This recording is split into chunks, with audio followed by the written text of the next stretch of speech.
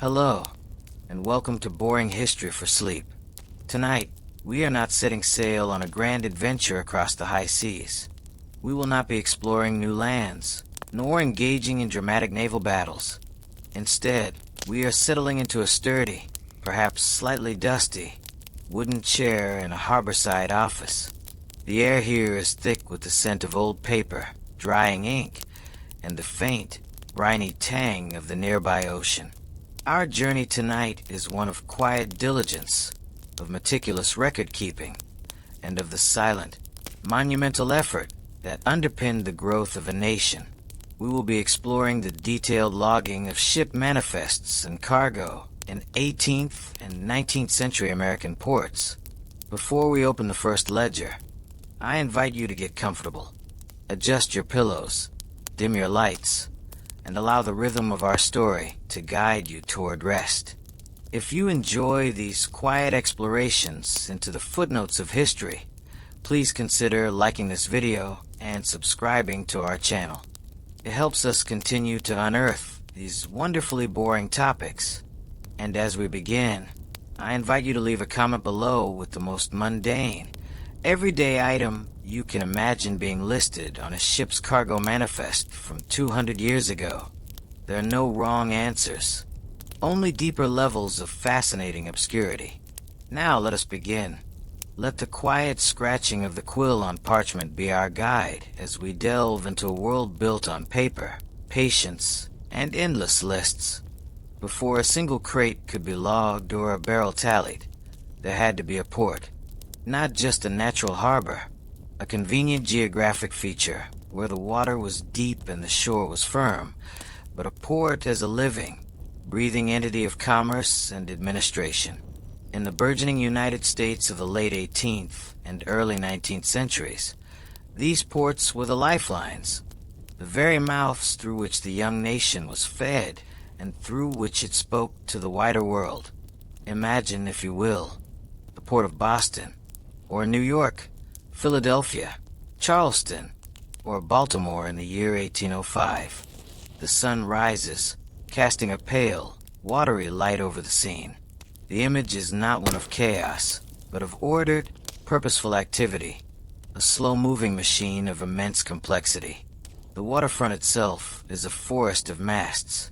Hundreds of them, tall and slender, stripped of their sails, stand like a dense, leafless wood against the sky. These are the vessels that have braved the vast Atlantic, carrying the hopes of merchants and the products of distant lands. There are brigs, schooners, sloops, and the larger, more imposing three-masted ships, each with its own story of winds and waves, of weeks or even months spent at sea. Their wooden hulls, stained by salt and sea life, are moored tightly to the long, sturdy wharves that jut out into the harbor like wooden fingers. These wharves are the arteries of the port. They are built of heavy timbers, worn smooth by countless footsteps, rolling barrels, and the scraping of crates. The air above them is a symphony of sounds, but not loud, jarring ones. It is a chorus of creaking ropes as the ships strain against their moorings, the gentle slap of water against the pilings, the distant, rhythmic clang of a blacksmith's hammer from a nearby workshop, and the low murmur of voices speaking in a dozen accents and languages. The smells are as complex as the sounds. There is the sharp, clean scent of pine tar and hemp rope, essential for maintaining the ships. This mixes with the sweet, cloying aroma of raw sugar leaking from hogsheads, the earthy, pungent smell of tobacco, and the sharp, alcoholic tang of rum barrels waiting to be unloaded. Depending on the cargo of the most recently arrived ship, there might be the exotic fragrance of coffee beans from the Caribbean, the subtle perfume of tea from China, or the musty, earthen smell of cotton bales from the southern states. Interwoven with all of this is the ever-present, damp, salty air of the sea itself. It is a smell of possibility, of distance, of commerce. Along the waterfront, facing the wharves, are the buildings that serve this great machine. These are not grand palaces, but functional, solid structures of brick and wood. Warehouses, 3 or 4 stories tall, stand shoulder to shoulder.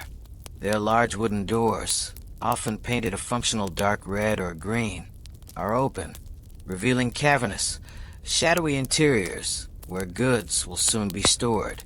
Their ship chandleries, their windows displaying coils of rope, brass fittings, and lanterns. There are cooperages where barrels are made and repaired, the sound of hammers on hoops a constant, steady beat. And there are the counting houses of the merchants, the nerve centers where fortunes are calculated on paper. It is in one of these buildings, or one very much like it, that our focus will settle. But first, we must understand that this entire ecosystem, this city of wood, rope, and trade, existed to facilitate a single, fundamental process, the orderly transfer of goods. And the key to that order, the document that transformed a ship full of miscellaneous items into a recognized, taxable, and legal cargo, was the manifest. Without the port, there is no ship. Without the ship, there is no cargo. And without the meticulous process of documentation that we are about to explore, there is no legitimate trade. It all begins here, at the water's edge, in the cool morning light, as the city and its harbor slowly, methodically, begin the day's work. The gulls cry overhead, indifferent to the columns of figures and the bills of lading. They are simply part of the scenery, the backdrop to a slow-moving drama of administration that was, in its own quiet way, building a global economy, one barrel, one bale, one painstakingly recorded entry at a time. The promise of the port was not one of adventure, but of profit, of connection, and of order carved from the potential chaos of global exchange. At the heart of every major American port, often situated with a commanding view of the harbor, stood the Customs House. This was not merely another waterfront building. It was the embodiment of federal authority, the engine of national revenue, and the epicenter of the bureaucratic world we are exploring tonight. The establishment of a national customs service was one of the very first acts of the new United States government under the Constitution. The Tariff Act of 1789 was passed even before the creation of the Treasury Department itself, a testament to the critical importance of import duties as the primary source of income for the fledgling nation. The Customs House was where this foundational law was put into practice, day after day, with methodical precision. Let us picture the Boston Custom House in the early 19th century. It is a formidable structure, likely built of sturdy brick or granite, designed to convey a sense of permanence and authority. Its windows are tall and evenly spaced, its entrance marked by a solid, heavy door. Inside, the atmosphere is one of hushed, serious work. The floors are of wide, polished wooden planks, their creaks a familiar language to those who work here. The air is cool, even on a summer's day, and carries the scent of paper, leather-bound ledgers, and sealing wax. The light streams in through the tall windows, illuminating floating dust motes and falling across the high desks where the clerks sit stooped over their work. The organization within the Customs House was a strict hierarchy. At the top was the Collector of Customs, a prestigious political appointee responsible for the overall management of the port's revenue collection. Beneath him were the naval officer, whose role was to double-check the collector's accounts and provide a layer of verification, and the surveyor, who was in charge of the outdoor staff, the inspectors, weighers, gaugers, and measurers who physically examined the cargo on the wharves and ships. And then, forming the backbone of the entire operation, were the clerks. These were the men who wielded the quills, who filled the endless pages of the ledgers, and who transcribed the ship's manifests into the official records of the United States. A day in the life of the Customs House began early. The clerks would arrive, hang their hats and coats on wooden pegs, and proceed to their assigned desks. These were often standing desks, tall pieces of furniture that forced the clerks to work on their feet or perched on high stools, a posture thought to encourage diligence and prevent drowsiness. On each desk would be an inkstand, a collection of neatly sharpened quills, a sandbox for drying ink, and a massive, leather-bound book. These books were the impost books, the official ledgers, where all duties paid were recorded. The process began when a ship's captain, within 24 hours of his arrival in port, made his way to the customs house. He would carry with him his ship's papers and, most importantly, his cargo manifest. This was his sworn declaration of every single item he had on board. The captain would present this document to a clerk, who would begin the painstaking process of creating an official record. The clerk's first task was to review the manifest for completeness and proper form. He would note the ship's name, its home port, the captain's name, its tonnage, and its point of origin. Then he would begin the transcription. This was not a simple act of copying. The clerk had to understand the language of trade. He had to know that a hogshead of tobacco had a different standard weight than a hogshead of sugar. He had to know the various grades of textiles, the different types of spirits, and the standard sizes of barrels, casks, and crates. As he transcribed each item from the captain's manifest into the official port records, he was also beginning the process of calculation. Using the rates set by the latest Tariff Act, he would begin to assess the duty owed on each item. 10% ad valorem on this crate of ceramics, 3 cents per pound on this shipment of cheese, 22 cents per gallon on this cask of wine. The work was slow and demanded immense concentration. A single slip of the quill, a misplaced decimal, could result in a significant financial error, for which the clerk could be held responsible.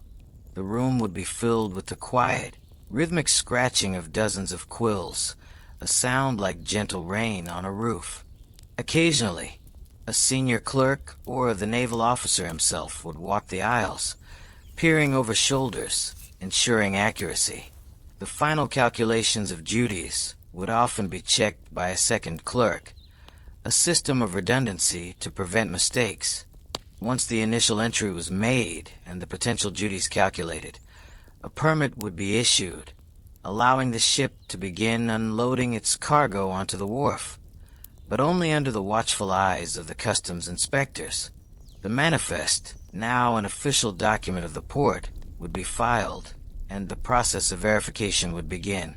The customs house was a filter, turning the raw, chaotic flood of global goods into a tidy, predictable stream of national revenue, all through the quiet, methodical application of rules, regulations, and endless paperwork. Let us now narrow our focus from the grand institution of the customs house to the individual at its heart, the clerk. He is not a man of history books, not a figure of political or military renown. His name is likely lost to time, his life's work contained within ledgers that now gather dust in national archives. Yet, for our purposes, he is the protagonist. Let us call him Silas. Silas is a man in his 30s, of moderate education, known for his neat hand and his patience. His profession is not one of excitement, but it offers a steady, if modest, income and a degree of respectability. His workday is governed by the tools of his trade, and foremost among them is the quill pen. In the age before mass-produced steel nibs became common, the quill was the essential instrument of the writer. These were not just any feathers. They were typically the primary flight feathers of a large bird, most often a goose. Prized for its size and durability, swan feathers were considered superior, producing a finer line, but were far more expensive and reserved for master calligraphers or the wealthy. Crow feathers could be used for extremely fine, detailed work. Silas, being a practical man in a government office, uses a steady supply of goose quills. Preparing a quill was a skill in itself. It was not a ready-to-use instrument. First, the feather had to be hardened, a process called curing or dutching, which often involved plunging the barrel of the feather into heated sand to dry out the oils and make it less brittle. After it cooled, the shaping, or cutting, began. This required a small, sharp knife, aptly named a penknife. With practiced movements, Silas would first slice off the tip of the quill's barrel at an angle. He would then make a small slit in the center of this tip, which would act as a reservoir and channel for the ink. Finally, he would carefully trim the sides of the tip to create the desired nib width, which would determine the thickness of his script. A clerk might have to recut his quill multiple times throughout the day as the point wore down from constant friction with the paper. This constant, minor act of maintenance was as much a part of his job as the writing itself. Next was the ink. The standard ink of the period was iron gall ink. This was a substance made from a recipe that had been in use for centuries. The primary ingredients were oak galls, small, round growths on oak trees caused by wasps, which are rich in tannic acid. These galls would be crushed and boiled in water, often rainwater or distilled water, to ensure purity. To this tannic solution, iron sulfate, also known as copperas or green vitriol, was added. This chemical reaction created a dark, purplish-black liquid. A binder, usually gum arabic, was then stirred in to help the ink adhere to the paper and prevent it from running. The resulting ink was permanent and would darken over time as it oxidized on the page, literally biting into the paper fibers. Silas's inkwell, a heavy glass or ceramic pot set into his desk, was filled with this dark, alchemical concoction. It had a faint, metallic, slightly sour smell. He had to be careful not to spill it, as a stain from iron gall ink was nearly impossible to remove. His canvas was paper, not the bright white wood pulp paper of today, but rag paper. It was made from cotton and linen rags that were beaten into a pulp, mixed with water into a slurry, and then collected on a wire screen. As the water drained away, it left a thin, matted sheet of fibers. This sheet was then pressed, dried, and sized with a gelatinous substance made from animal hides to make it less absorbent and prevent the ink from feathering. Rag paper was durable, strong, and had a distinct, soft texture. The page Silas is working on has a faint watermark, a subtle design embedded in the paper from the wire screen it was made on, identifying the paper mill. With these three tools, quill, ink, and paper, Silas performs his daily ritual. He dips the quill into the inkwell, just enough to fill the nib's small reservoir. He taps it gently on the side of the well to remove any excess. Then, he brings the quill to the ledger. The point touches the paper, and with a steady, controlled pressure, he begins to write. The sound is a soft, continuous scratching, a whisper of friction. He forms the letters of the ship's name, the Brigantine Prudence, in a clear, legible script known as copperplate or roundhand. His hand moves across the page, a dance of practiced muscle memory. He notes the captain, Jedediah Foster. The port of origin, Kingston, Jamaica. Then he begins the cargo list. 112 hogsheads of Muscovado sugar, 43 puncheons of rum, 16 barrels of coffee. Each entry is a model of clarity. There is no room for flourish or ambiguity. The numbers are written out plainly. The descriptions are standardized. After a few lines, the ink in the quill begins to run thin. He pauses, dips the quill again, and continues. When he completes an entry, he reaches for the sandbox, a small shaker filled with fine sand or pounce, and dusts it over the fresh ink to absorb any excess and prevent smudging before he can close the ledger or turn the page. Then he gently blows the sand away, the fine grains scattering across his desk. This is the rhythm of his day, the metronome of his profession. Dip, right scratch, scratch, scratch, sand blow. Repeat, for hours on end. It is a world of immense focus, of quiet dedication. A universe contained on a single, ever-expanding page. The journey from a foreign port to an American harbor was an arduous one, fraught with the perils of weather, disease, and the simple, crushing vastness of the ocean. For the ship's captain, safe arrival was not the end of his responsibilities, but the beginning of a new, complex phase of his voyage governed by law and bureaucracy. Within 24 hours of dropping anchor, the captain was legally obligated to report to the customs house. This was not a suggestion. It was a strict requirement, and failure to comply carried heavy penalties. Let us follow Captain Elias Thorne of the ship Wanderer, newly arrived in Philadelphia after a 50-day passage from Liverpool. He is a man in his late 40s, his face weathered by sun and sea spray. He is dressed not in the rugged clothes of the voyage, but in his best shore-going coat, a sign of respect for the authority he is about to face. In a waterproofed leather satchel under his arm, he carries the ship's essential documents, the official ship's register, which proves its nationality and ownership, a list of his crew, and the most critical document of all for this meeting, the cargo manifest. The manifest he carries is the culmination of paperwork that began weeks ago in Liverpool. Before a single item was loaded onto the Wanderer, a manifest had to be prepared. It was likely written by the ship's agent or a clerk in the merchant's employ. This document is a complete, detailed list of every single piece of cargo in its hold. It is not a summary. It is a granular, item-by-item inventory. The manifest is more than just a list. It is a sworn statement. At the bottom of the final page, Captain Thorne has affixed his signature, attesting to its accuracy under oath.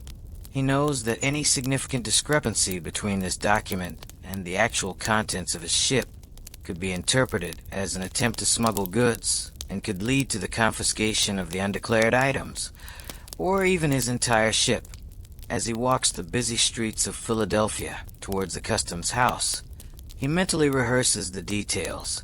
He knows his cargo intimately.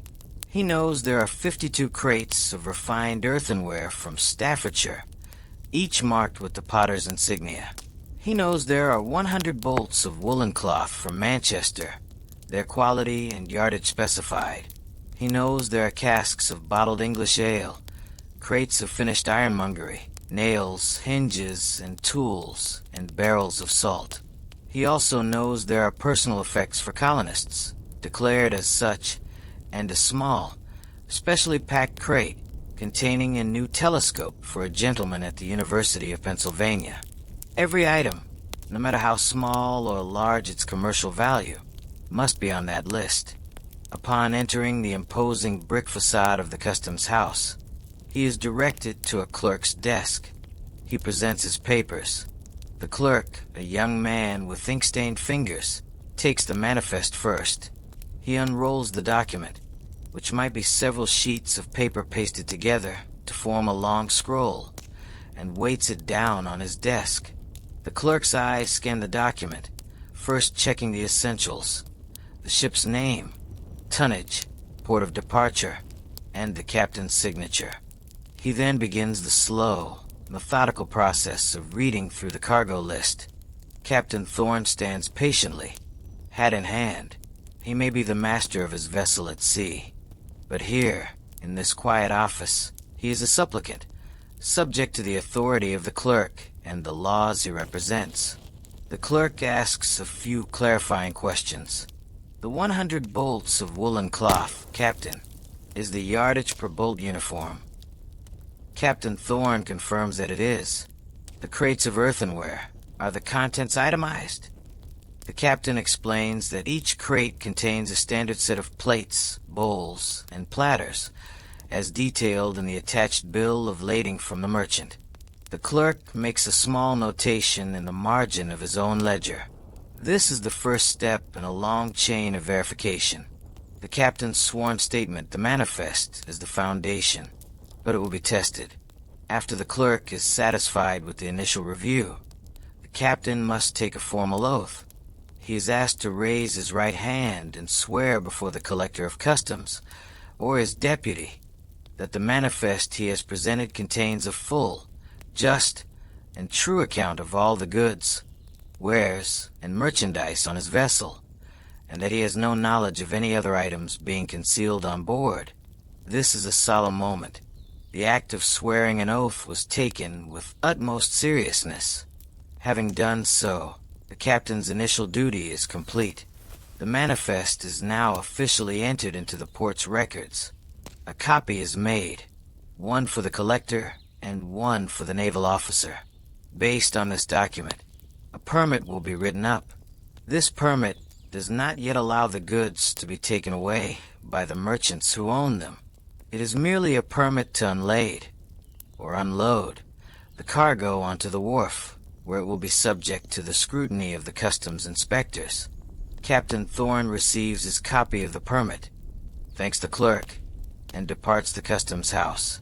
His ship is now officially in the custody of the customs service. The cargo in its hold is no longer just a collection of items. It is a list of taxable commodities, and the quiet, meticulous process of turning that list into federal revenue has just begun. The ship's manifest was not a simple shopping list. It was a highly structured document, its form and content shaped by law, tradition, and the practical needs of commerce and taxation. To hold one in your hands, to feel the texture of the rag paper and see the elegant, yet functional script is to hold a key to the economic life of the era. Let us dissect this document, examining its constituent parts to understand how it so effectively translated a ship's chaotic hold into an orderly, legible format for the customs clerk. The document, whether a single large sheet or several pasted together, began with a clear, formal heading. This preamble established the identity of the vessel and its voyage. It would state, manifest of the cargo on board the, followed by the type of vessel, such as ship, brig, or schooner, and then its given name. For example, asterisk Aurora Star. Beneath this, the captain's name would be clearly written, whereof his master, James Hemlock. The next lines establish the physical characteristics and provenance of the ship, noting its burthen or tonnage, a critical piece of information, as some duties were levied based on ship size and the port to which the ship belonged, for instance, of the Port of Salem. Finally, heading would describe the voyage itself, bound from the Port of Canton to the Port of Boston. This heading was the document's title page, providing all the essential context a clerk would need to begin his work. Below the heading, the body of the manifest was typically laid out in a series of columns, a testament to the eternal efficiency of the tabular format. This grid transformed a narrative list into a dataset, ready for calculation and analysis. The number and specific headings of these columns could vary slightly from port to port or over time, as laws were refined, but they generally followed a consistent pattern. The first column was often for marks and numbers. This was crucial for identifying specific packages. In an era before standardized barcodes or shipping labels, merchants and shippers developed their own unique marks. A merchant in London shipping goods might have all his crates marked with a diamond shape containing his initials, JB. Another might use a simple cross or an anchor symbol.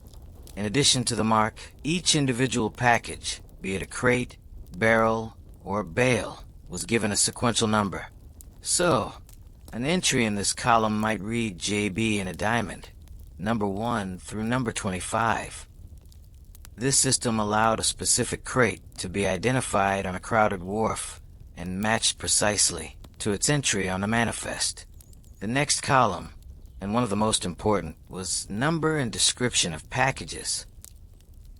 Here, The clerk would find the quantity and type of container. For example, 25 crates, 40 hogsheads, or 150 bales. The specificity of the container was vital, as it often implied a certain volume or weight. A hogshead of molasses was a standard unit, as was a pipe of wine or a puncheon of rum. Following this was the contents or description of goods column. This was the heart of the manifest. Here, the items within the packages were described in as much detail as necessary for customs assessment. It would not be enough to write textiles. The manifest would specify fine English broadcloth, blue dye, Indian calico, printed, or Irish linen, bleached. For hardware, it might list assorted iron nails, 10-penny size, or brass cabinet hinges. For spirits, it would note Jamaica rum, 4th proof, or French brandy. The level of detail was directly related to the tariff schedule. If different grades of a product were taxed at different rates, that distinction had to be made here. A quantity column often followed. This quantified the contents described in the previous column. For the broadcloth, it would list the total number of yards. For the rum, the total number of gallons. For sugar or coffee, the total weight in pounds or hundredweights. This was the number that would be multiplied by the specific duty rate. So many cents per yard, gallon, or pound. Then came 2 columns that were essential for the business side of the voyage: consignee and shipper. The shipper column named the merchant or firm that had sent the goods from the port of origin. The consignee column named the person or company in the American port to whom the goods were being delivered. This established the chain of ownership. An entry might show that the woolen cloth was shipped by Hawksmoor and Sons of London and consigned to Ebenezer Croft, merchant of Boston. This information was vital for the merchants to claim their property and for the customs office to know who was ultimately responsible for paying the duties on those specific goods.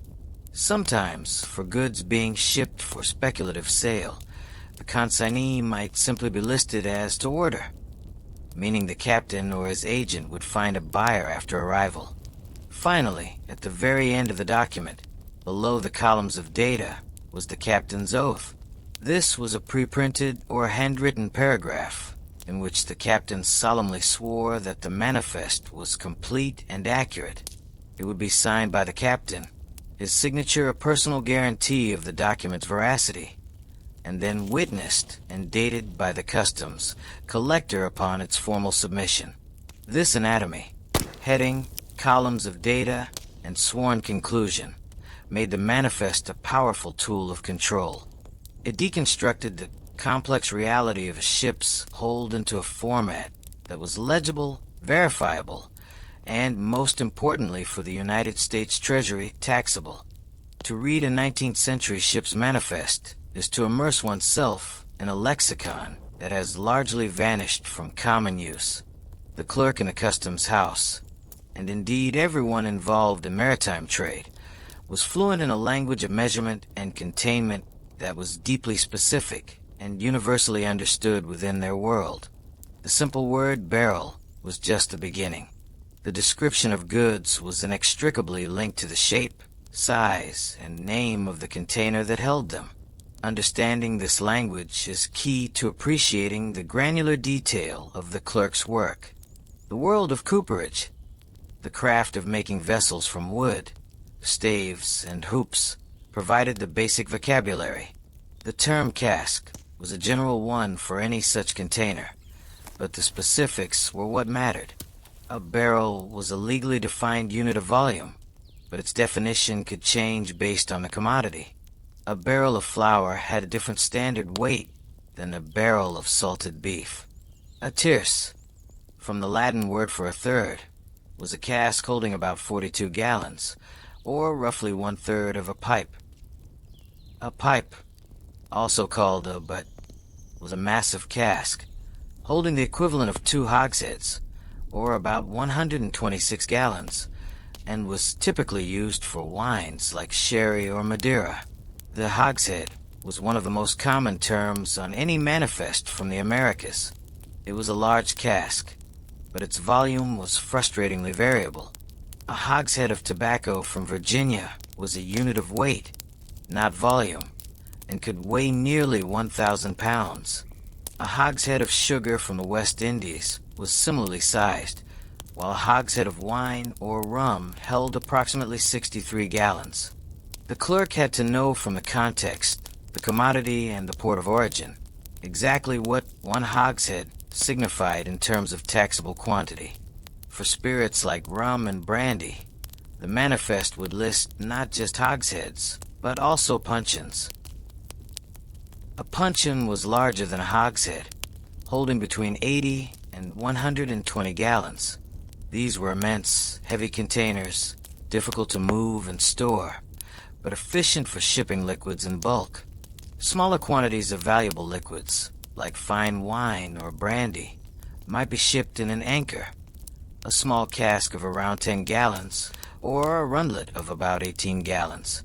Dry goods also had their own specific containers, beyond the generic crate or box. A manifest might list a firkin of butter, which was a small cask holding about 56 pounds. Grains might be measured in bushels, but shipped in sacks or barrels. Textiles like linen or canvas were not in containers at all, but were listed as bolts or pieces. Paper was listed by the ream. Bottles were shipped in hampers or cases. The clerk's job was not just to copy these words, but to translate them into the numbers required by the tariff schedules. Let us imagine our clerk, Silas, looking at an entry from a ship arrived from the Caribbean. The manifest reads, 22 hogsheads Muscovado sugar. Silas knows that Muscovado is a raw, unrefined sugar, sticky and brown. He also knows that a hogshead of it is a measure of weight. His next step would be to wait for the report from the customs weigher on the wharf. The weigher would use a large scale to determine the gross weight of each hogshead.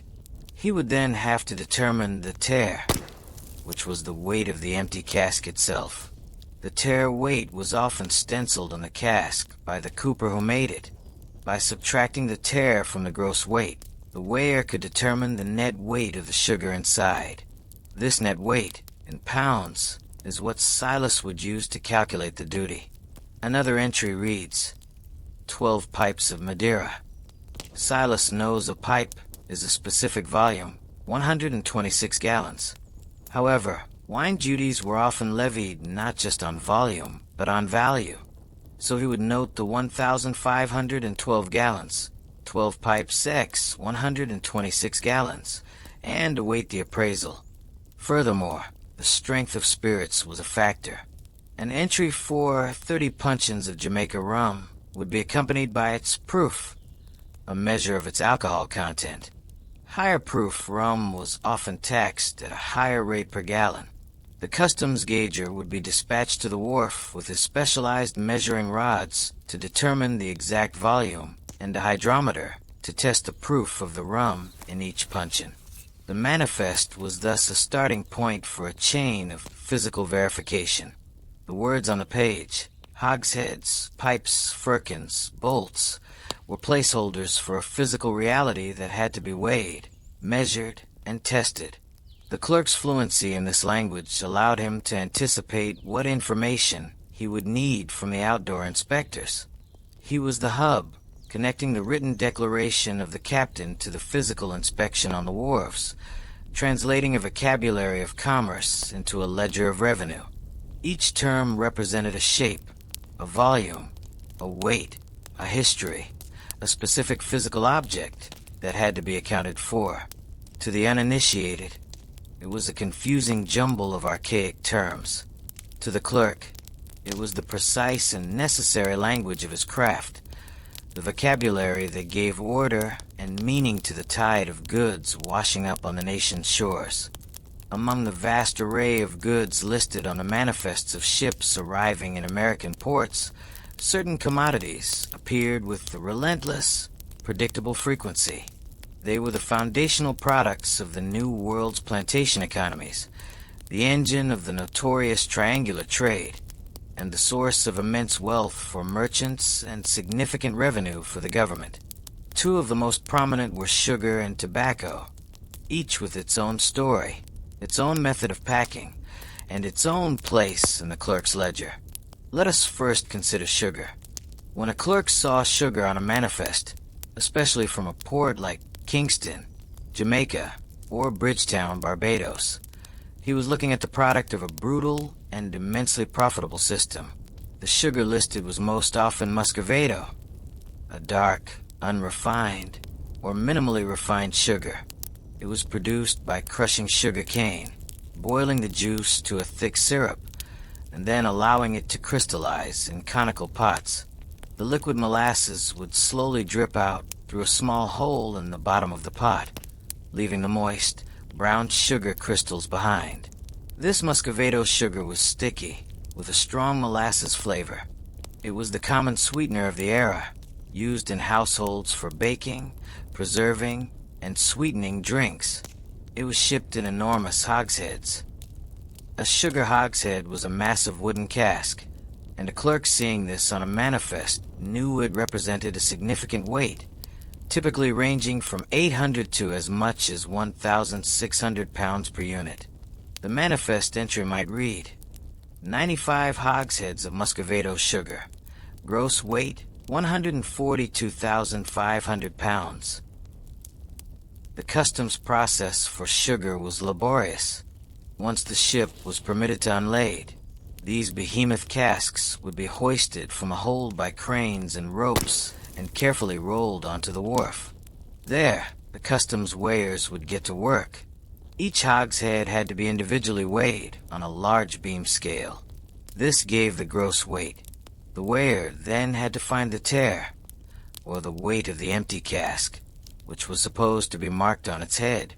Subtracting the tare from the gross weight gave the net weight of the sugar, and it was this net weight upon which the duty, a certain number of cents per pound, was calculated. The clerk in the customs house would wait for the weigher's certified report before finalizing the entry in his impost ledger.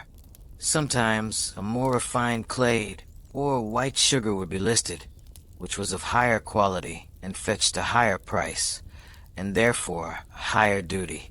Then there was tobacco. If sugar was the king of the Caribbean trade, tobacco was the queen of the Chesapeake. From ports like Norfolk, Virginia, or Baltimore, Maryland, came ships laden with tobacco, destined for both domestic consumption in the northern states and, more often, for re-export to Europe. The clerk would see entries like 120 hogsheads of Virginia leaf. Like sugar, tobacco was shipped in hogsheads, and again, the term referred to a unit of package in weight rather than a specific volume. A tobacco hogshead was a marvel of packing, designed to compress as much of the valuable leaf as possible into a sturdy, rollable container. After the tobacco leaves were cured and stripped, they were carefully layered into the hogshead and then compressed with enormous pressure using screw presses. The result was a solid, dense cylinder of tobacco weighing around 1,000 pounds. The quality of tobacco varied greatly, and this was of interest to the merchants, if not always to the customs officers, who usually taxed it by weight. The leaves were graded by size, color, and texture. The manifests themselves might not go into such detail, but the accompanying bills of lading and inspection certificates would. In colonies like Virginia, a sophisticated inspection system was in place long before the Revolution. Tobacco had to be brought to a public warehouse where it was inspected, graded, and packed into hogsheads, which were then sealed with an official mark. This ensured a standard of quality and simplified commerce. When a ship carrying these hogsheads arrived in a port like Boston or New York, the customs weighers would again perform their duty, verifying the net weight of the tobacco leaf inside each cask. For the clerk, these entries were routine, yet they represented the lifeblood of intercolonial and international trade. He would write sugar and tobacco dozens of times a day. For each entry, he performed the same methodical steps. He would note the number of hogsheads from the manifest. He would create a pending entry in his ledger. He would then wait for the official report from the weighers on the wharf. Once that report arrived, a small, handwritten slip of paper detailing the verified net weights, he would transfer those official numbers into his ledger. He would then apply the tariff rate. For example, 1.5 cents per pound for brown sugar, 2 cents for tobacco, and calculate the total duty owed by the consignee. The consignee, the local merchant, could not take possession of his 95 hogsheads of sugar or 120 hogsheads of tobacco until this duty was paid in full to the collector of customs. The paperwork generated by these two commodities alone, the manifests, the weighers' chits, the ledger entries, the payment receipts, was immense, a mountain of paper that mirrored the mountains of sweet, brown crystals and pungent, cured leaves that fueled the Atlantic economy.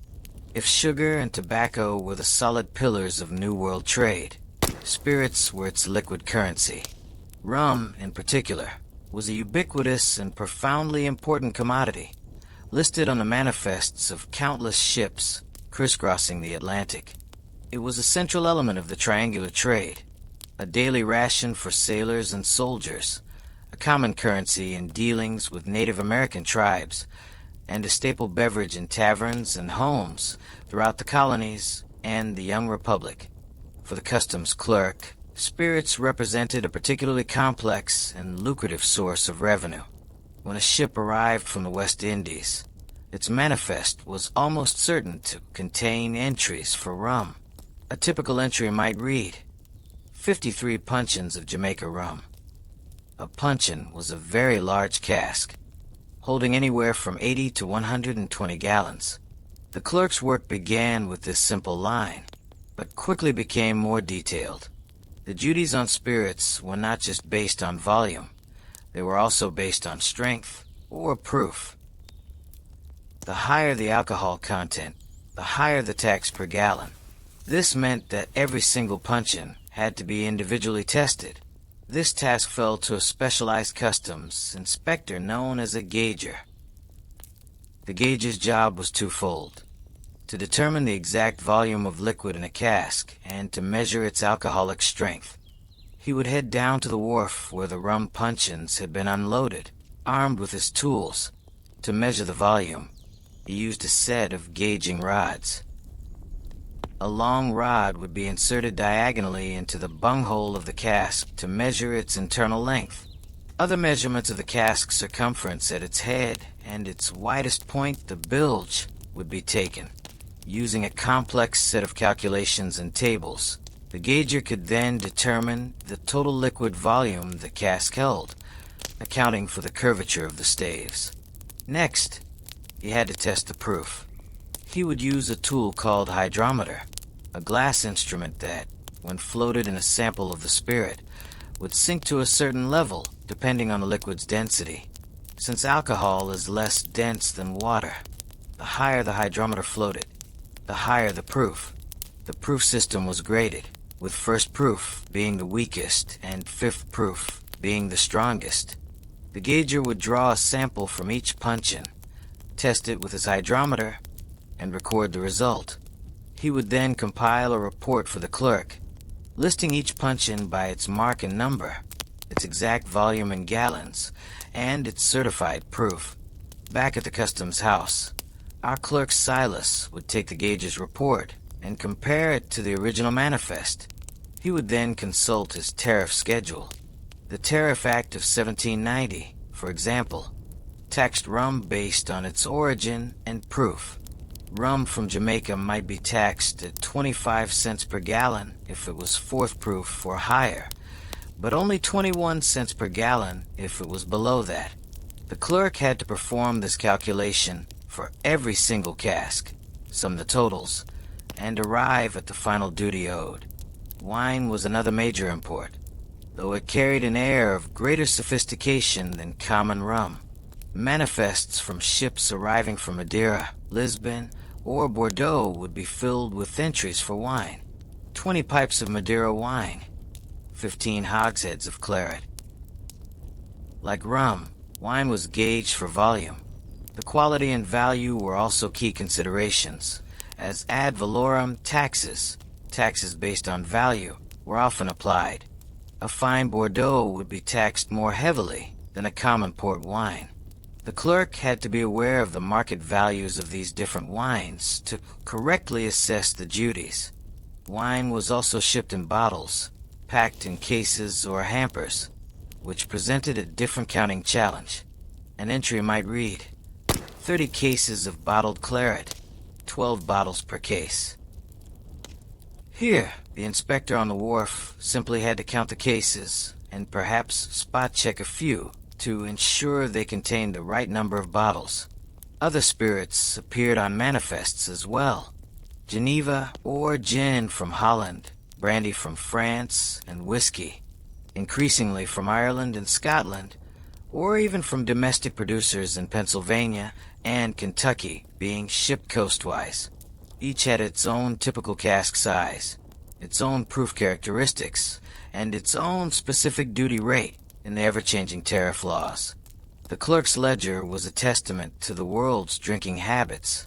The meticulous process of gauging, testing, and calculating duties on these liquids was a constant, daily task.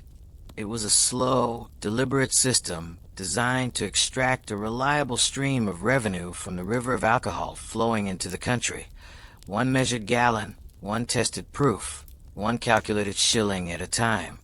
While sugar, tobacco, and rum often dominate the popular image of colonial trade, the manifests of the era reveal a vast and vital commerce in raw materials. These were the fundamental building blocks of industry and empire, less glamorous than spices or silks, but arguably more important.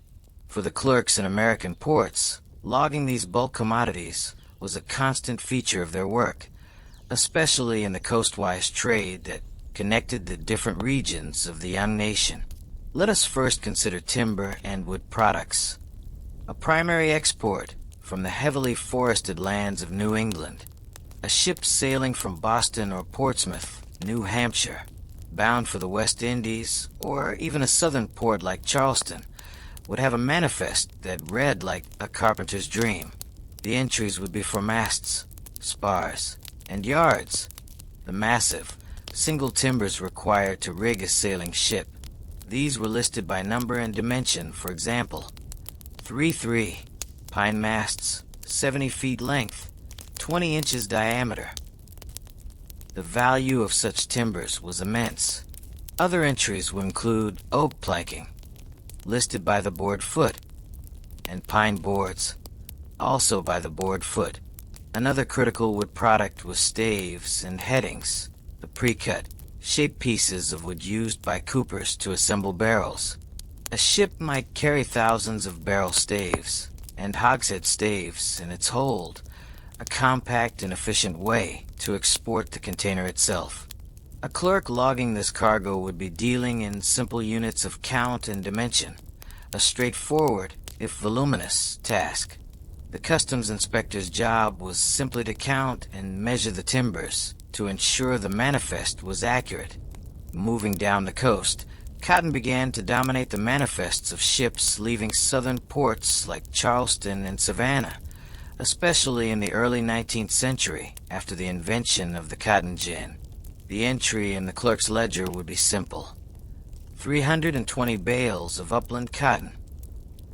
A bale was a standardized unit of raw, ginned cotton, tightly compressed and wrapped in burlap or canvas and bound with iron hoops. While the number of bales was the primary unit, the weight was what truly mattered for commerce and taxation. Like sugar and tobacco, each bale would have to be weighed by the customs weighers on the wharf. The clerk would receive the weigher's report detailing the net weight of the cotton in pounds, and this figure would form the basis of his calculations. This raw cotton was the fuel for the burgeoning textile mills of New England and, more significantly, The Industrial Revolution in Great Britain. The sheer volume of cotton passing through southern ports was staggering, and the manifests are a stark paper trail of the explosion of this commodity and the slave labor system that produced it. Another group of essential raw materials came from the pine forests of the Carolinas, the so-called naval stores. These were products vital for building and maintaining wooden sailing ships.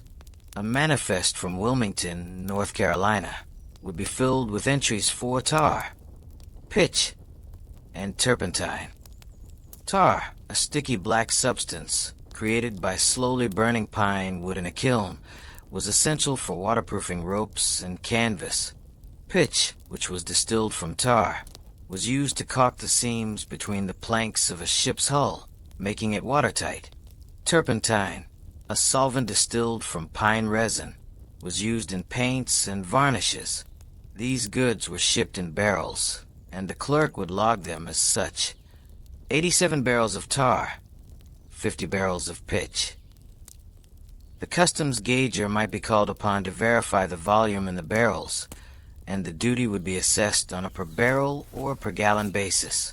These humble, sticky, and strong-smelling commodities were strategically vital. The British Royal Navy, the largest in the world, was a massive consumer, and the American colonies were its primary source. The manifests tell a story of dependency, a story of how the forests of North America were essential for maintaining the very ships that controlled the Atlantic. For the clerk, these raw materials represented a different kind of entry. There were no complex grades of quality as with wine, or proofs to be tested as with rum. The work was a matter of counting, measuring, and weighing. It was a bulky, heavy, and often messy trade. The wharves would be stacked high with lumber, sticky with leaking tar, and littered with wisps of raw cotton. The clerk's ledger, however, reduced it all to neat columns of figures. So many board feet of lumber, so many pounds of cotton, so many barrels of tar. He was an accountant for the raw materials of a nation, his quill reducing the forests and fields to a series of quantifiable, taxable units, each one a small but essential component in the vast, interconnected machine of Atlantic commerce. While the bulk of Atlantic trade was in staples and raw materials, the manifests of certain ships, particularly those undertaking the long and perilous voyage from the Far East, told a more exotic story. These were the luxury goods, the high-value, low-volume items that could make a merchant's fortune in a single voyage. When a ship arrived from Canton, modern Guangzhou, in China, or from Batavia, modern Jakarta, in the Dutch East Indies, the customs clerks knew they were in for a different kind of accounting. The duties on these goods were high, and the potential for smuggling was immense, requiring the utmost diligence. The most important of these luxuries was tea. By the late 18th and early 19th centuries, tea had become a staple beverage in America, but it remained an expensive import, sourced almost exclusively from China. When a ship like the Empress of China, the first American vessel to trade with the Chinese, returned to New York in 1785, its manifest was a sensation. A clerk logging such a cargo would see entries for bohea, hyson, sochong, and gunpowder tea. These were not just different names. They were different grades and types of tea, each with its own market value and, consequently, its own tax implications. Bohea was a common black tea, while hyson and gunpowder were green teas of much higher quality. Tea was shipped in wooden chests, which were lined with lead or another metal foil to protect the delicate leaves from moisture and contamination during the long sea voyage. A manifest might list 1,200 chests of bohea tea. The customs process for tea was meticulous. Each chest had a standard weight, but they were often weighed to ensure accuracy. The duty was typically levied per pound, and because of the high value, the weighers and inspectors were particularly vigilant. The clerk would take the total weight, for each type of tea. Consult the tariff schedule for the specific rate for bohea, hyson, etc., and calculate the substantial duty owed. The sheer amount of revenue generated by a single China ship could be enormous, a significant windfall for the federal treasury. Next on the list of luxuries were spices. For centuries, spices had driven global exploration, and they remained a highly profitable, if small in volume, cargo.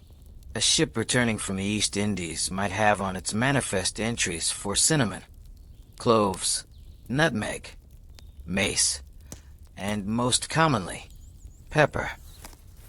These were listed by weight, often in pounds, and shipped in sacks or small casks. An entry might read, 50 bags of black pepper, net weight 5,000 pounds, or 10 casks of cloves, net weight 1,000 pounds. The duty on spices was high, reflecting their status as a luxury. The clerk's calculation was straightforward, pounds times the rate per pound, but the value of the goods he was logging was immense. A single cask of cloves could be worth more than a dozen hogsheads of tobacco. The manifests of China ships also included other treasures.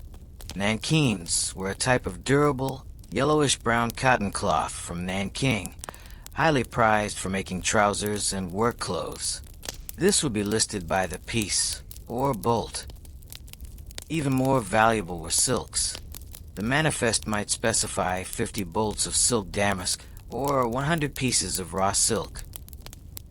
These were among the most valuable items in the entire world of trade, and they were taxed accordingly. The customs inspectors would carefully unroll and measure the bolts to verify the yardage declared on the manifest. An ad valorem tax, based on the appraised value of the silk, was common. Finally, these ships brought chinaware, or porcelain. Delicate, beautifully painted sets of plates, cups, and saucers were packed in crates, nestled in straw. The manifest might read, 40 crates of assorted porcelain table service. Assessing the duty on porcelain was complex. It was fragile, and breakage was common. Furthermore, the value could vary dramatically based on the quality of the painting and the fineness of the porcelain. An appraiser might be called in to examine the contents of the crates and provide a valuation upon which the clerk would base his ad valorem tax calculation. For the clerk, a China ship's manifest was a departure from the everyday world of hogsheads and barrels. The words themselves, Sochong, Damask, Nanking, spoke of distant, almost mythical places. The calculations he performed on these items resulted in figures that dwarfed the duties from a typical coastal trader. The paperwork for a single such vessel would keep him and his colleagues busy for days, their quills scratching away, translating the treasures of the Orient into columns of dollars and cents in the ledgers of the United States Customs Service. While the Americas and the East supplied raw materials and exotic luxuries, it was Europe, and particularly Great Britain, that supplied the manufactured goods that furnished the homes, clothed the bodies, and equipped the workshops of the young United States. Before America developed its own robust industrial base, it was heavily reliant on imports for finished products. A ship arriving from a major European port like Liverpool, London, or Le Havre would carry a manifest that read like a general store's inventory, a detailed catalog of the material culture of the time. The most significant category of manufactured imports was textiles. The Industrial Revolution had transformed British textile production, and the mills of Manchester and Lancashire churned out immense quantities of cloth at prices American producers could not match. A clerk reviewing a manifest from Liverpool would see entry after entry for textiles.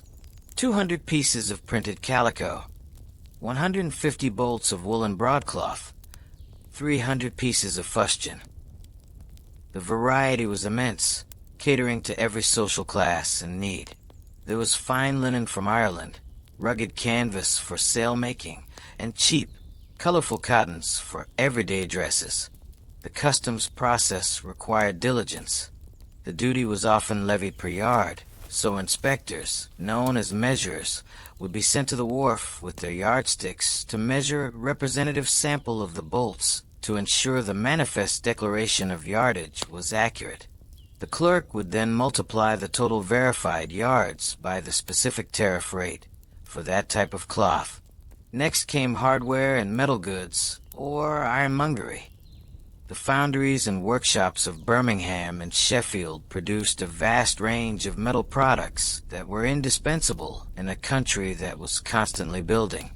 A single manifest might list 50 casks of assorted nails, 10 crates of iron hinges and latches, 5 crates of pewter tableware, and 20 boxes of brass buttons.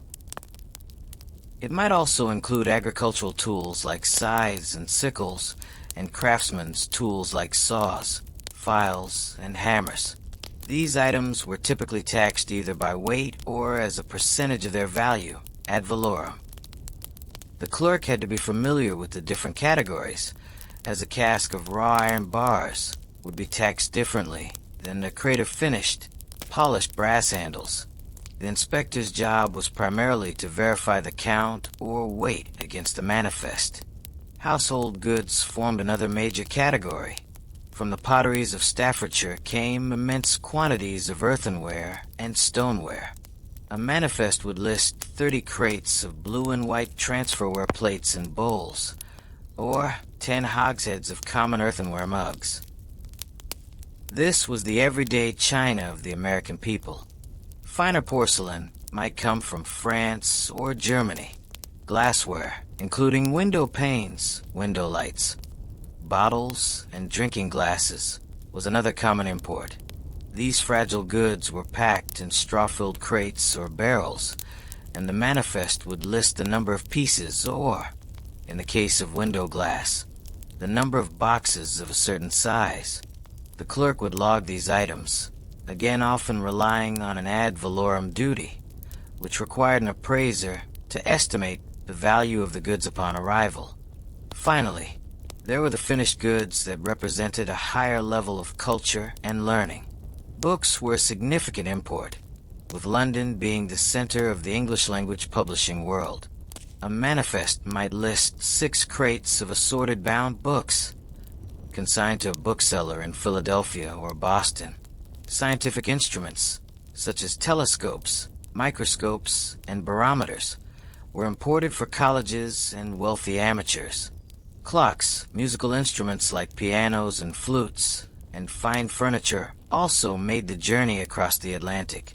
These high-value items were almost always taxed ad valorem. The clerk's role here was to record the appraiser's valuation and apply the correct percentage. Logging the manifest of a ship from Europe was a complex task due to the sheer variety of the cargo. Unlike a ship from Jamaica carrying only sugar and rum, a vessel from London might have hundreds of different types of goods in its hold, each with its own specific tariff classification. The clerk had to be a master of the tariff schedule, able to quickly find the correct category for everything from a barrel of nails to a bolt of silk velvet. His ledger for such a ship would be a long and varied document, a testament to America's position as a consumer nation, eagerly importing the products of European industry to build its new society. Each entry was a small piece of a puzzle, and when assembled, they formed a detailed picture of the material wants and needs of a growing country. The captain's manifest and the clerk's initial ledger entry were just the beginning of the customs process. They were a declaration, a statement of intent.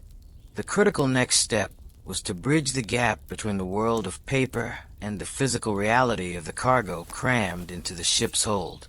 This was the domain of the outdoor customs officers, the inspectors, weighers, gaugers, and measurers. Their workplace was the wharf, and their task was to verify, with their own eyes and hands, that the manifest was a true and accurate account of the ship's contents. Once the captain received his permit to unlade, the ship's hatches could be opened. But this did not signal a free-for-all.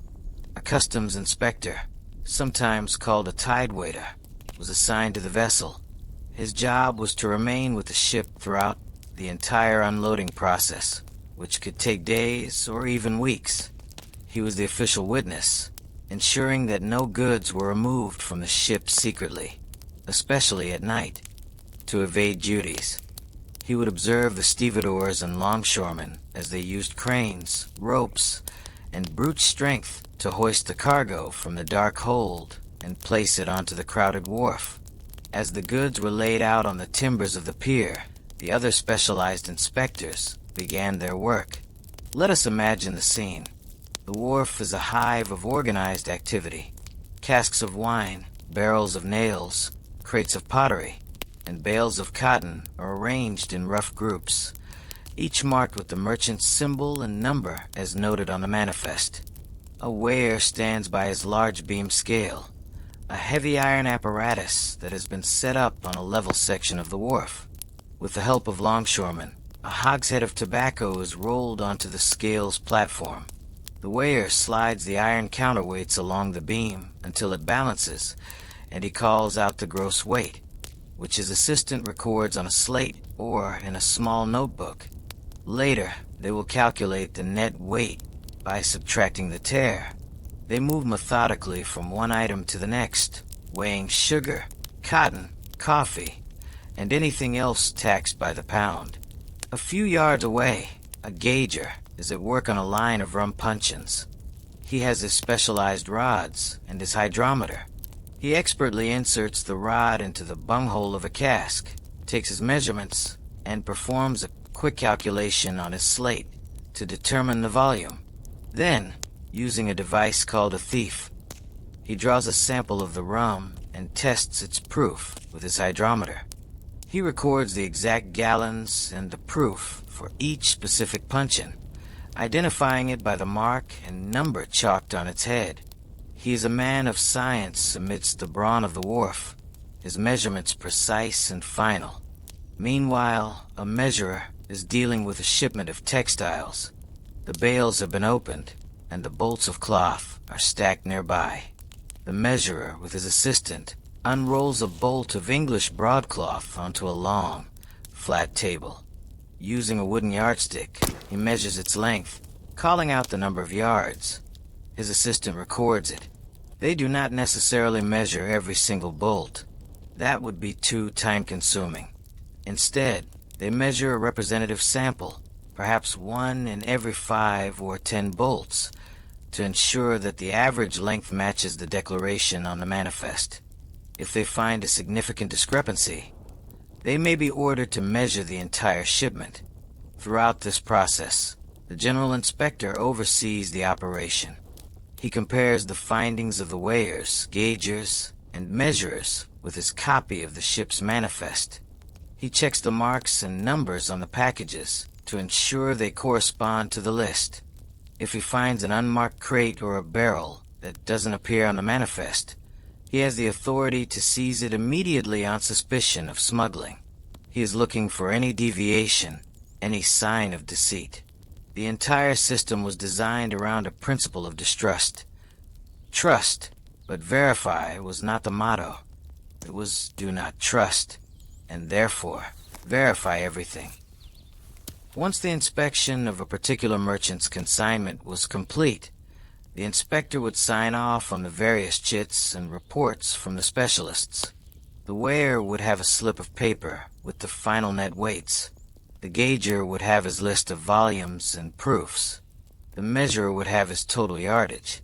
These small, often grubby, pieces of paper were the tangible results of the inspector's walk. They were the bridge back to the clean, orderly world of the customs house. A runner would take these verified reports from the wharf to the clerk's desk. Only with this independently verified data could the clerk finalize his calculations and assess the true and final amount of duty to be paid. The wharf was where the abstract claims of the manifest were tested against the unyielding reality of weight, volume, and measure. While many goods were taxed based on a simple, specific duty, so many cents per pound, gallon, or yard, A significant portion of imports, particularly luxury and manufactured goods, were subject to an ad valorem tariff. The term is Latin for according to value, and it meant that the tax was a percentage of the item's worth. This presented a unique challenge for the customs service. It was one thing to weigh a hogshead of sugar. It was quite another to determine the true value of a bolt of French silk, a German clock, or a crate of fine porcelain. This required not just measurement, but judgment. It required the art of appraisal. When a clerk like Silas encountered an item on a manifest that was subject to an ad valorem duty, let's say, one crate containing a virginal music instrument from London, he could not simply calculate the tax. The manifest might have a value listed, provided by the shipper, but the customs service did not automatically accept this figure.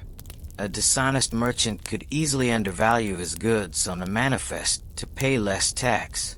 To counter this, the customs house employed or contracted with official appraisers. These appraisers were men with deep, specialized knowledge of particular types of goods. One might be a former silversmith, an expert in the value of precious metals and craftsmanship. Another might be a textile merchant, with an intimate knowledge of the wholesale prices of fabrics from around the world. A third might be an art and furniture dealer. When a shipment requiring appraisal arrived, the collector of customs would dispatch the appropriate expert to the wharf or to a designated warehouse where the goods could be examined.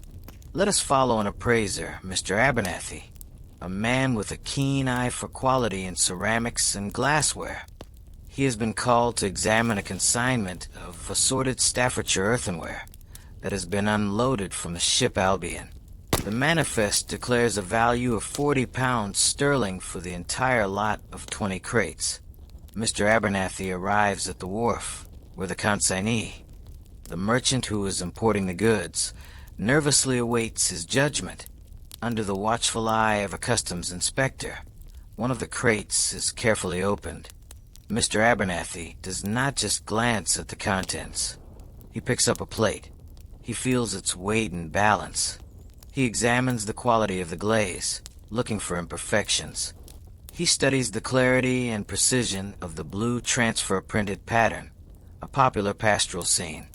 He taps it gently with his knuckle, listening to the ring of the ceramic, an indicator of its firing quality. He knows the difference between the work of a master potter like Wedgwood or Spode and that of a lesser, more common manufacturer. He might ask for a second or third crate to be opened to ensure the quality is consistent throughout the shipment.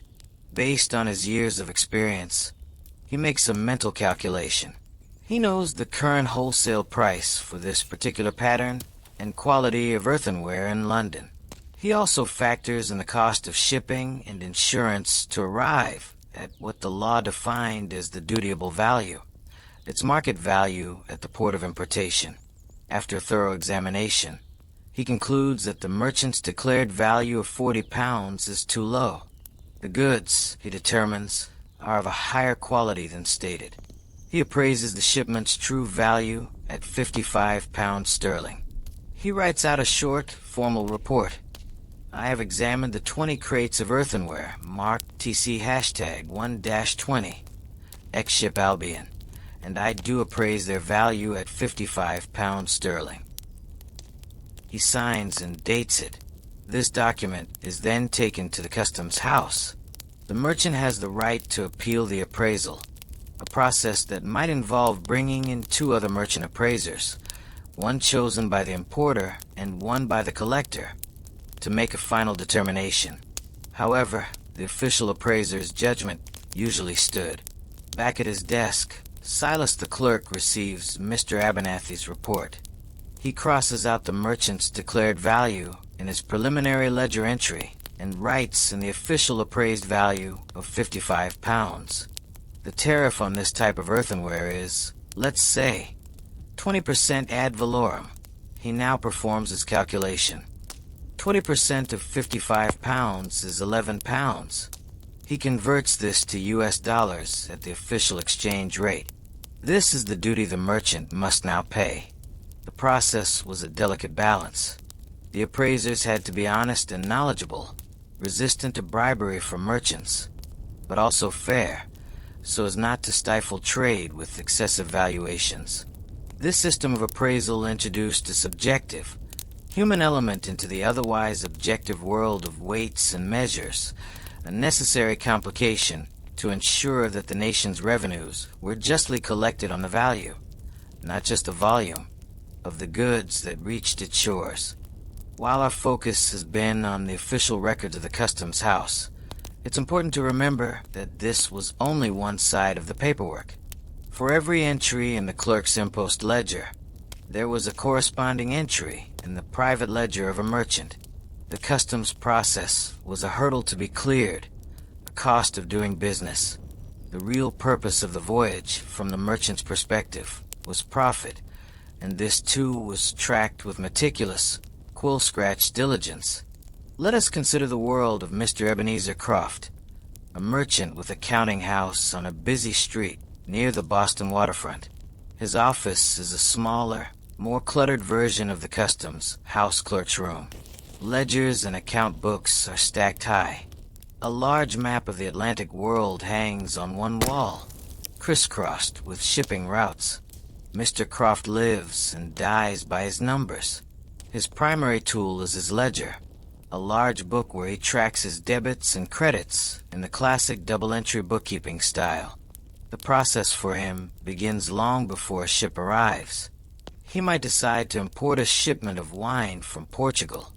He would send instructions to his agent or factor in Lisbon, specifying the quantity and quality of port wine he wishes to purchase.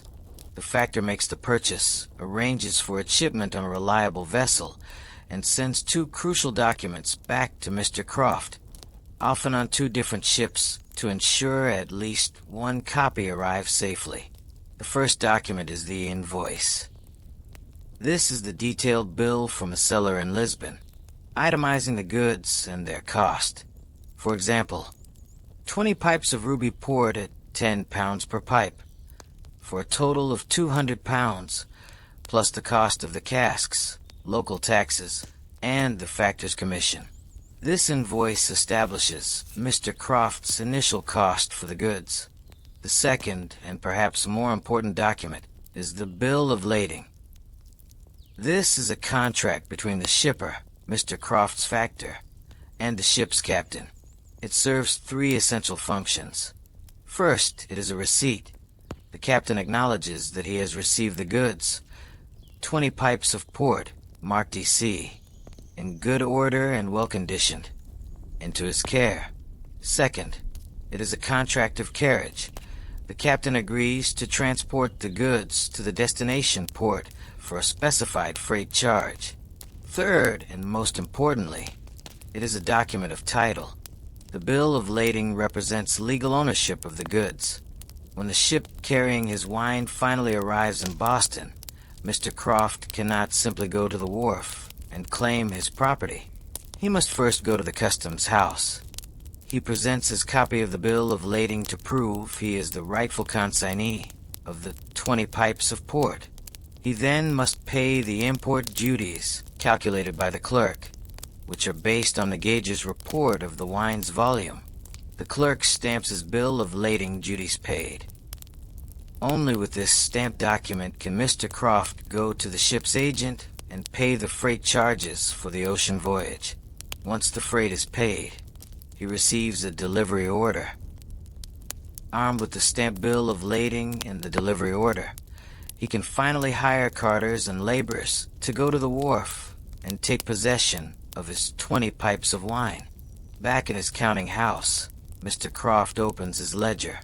On the debit side of his port wine adventure account, he records all his costs.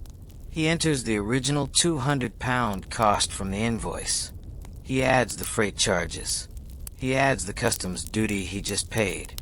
He adds the cost of insurance for the voyage and the wages for the carters who brought the wine to his warehouse.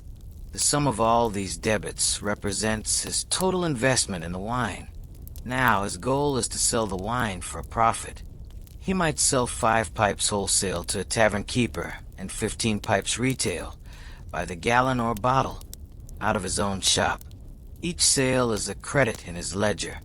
Over the next several months, he will fill the credit side of the page with these sales. When all the wine is sold, he will total the credit column and subtract the total of the debit column. The resulting number is his net profit or loss on the venture.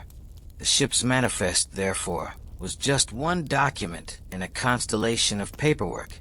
The merchant was juggling the invoice, the bill of lading, the insurance policy, customs receipt, and his own account books. The clerk's meticulous work at the customs house was, for the merchant, just one more line item on the debit side of his ledger, a significant but necessary expense in the complex and paper-intensive business of turning a ship full of cargo into a column of profit. While the great ships crossing the Atlantic captured the imagination, a far greater volume of traffic moved up and down the coast of the United States itself. This was the coastwise trade, a constant, vital flow of goods that connected the different regions of the young, sprawling nation. A dense web of shipping routes linked New England to the south and the mid-Atlantic states to both. The manifests for these shorter voyages tell the story of a nation talking to itself, exchanging its specialized products and knitting itself into a single, integrated economy. The legal framework for the coastwise trade was different from that of foreign trade. The Tonnage Act of 1789 and subsequent legislation laid out a system that heavily favored American-owned and American-built ships. A vessel engaged in foreign trade paid a duty of 50 cents per ton each time it entered an American port. A foreign-built and foreign-owned ship paid even more. But a licensed American ship engaged only in the coastwise trade paid a much smaller duty of just 6 cents per ton and only had to pay it once per year. This protectionist policy created a near monopoly for American ship owners in the domestic carrying trade and was a major stimulus to the nation's shipbuilding industry. A vessel wishing to engage in this trade had to be officially enrolled if it was over 20 tons, or licensed if it was smaller. This was a separate registration from the registered ships engaged in foreign trade. The paperwork, as always, was key. A ship's captain sailing from one American port to another had to follow a strict procedure. Before departing, say, Charleston, with a load of rice and cotton bound for New York, the captain had to prepare a full manifest of his cargo, just as if he were sailing for a foreign port. He would submit this manifest to the Charleston Customs Collector. The collector would verify the document, certify it, and return a copy to the captain. This certified manifest was the ship's passport for its domestic journey. Upon arrival in New York, within 24 hours, the captain had to deliver this certified manifest from his port of departure to the New York Customs Collector. The collector in the destination port would then issue a permit to unload. The cargo was not generally subject to import duties, as it was domestic produce. However, the system of manifests and customs oversight was maintained for several important reasons.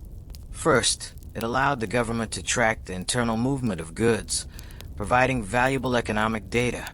Second, and more critically, it was an anti-smuggling measure. The fear was that a foreign ship could meet an American coaster at sea and illegally transfer goods to it. The coaster could then sail into port and claim the foreign goods were of domestic origin, thus evading the high import tariffs. The manifest system made this difficult. A customs inspector in New York could look at the certified manifest from Charleston and see that the ship was supposed to be carrying only rice and cotton.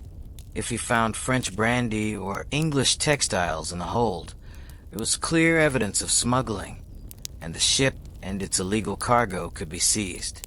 Furthermore, certain goods that were originally imported from foreign countries and then reshipped coastwise had to be specially marked and documented, showing that the duties had already been paid at their original port of entry.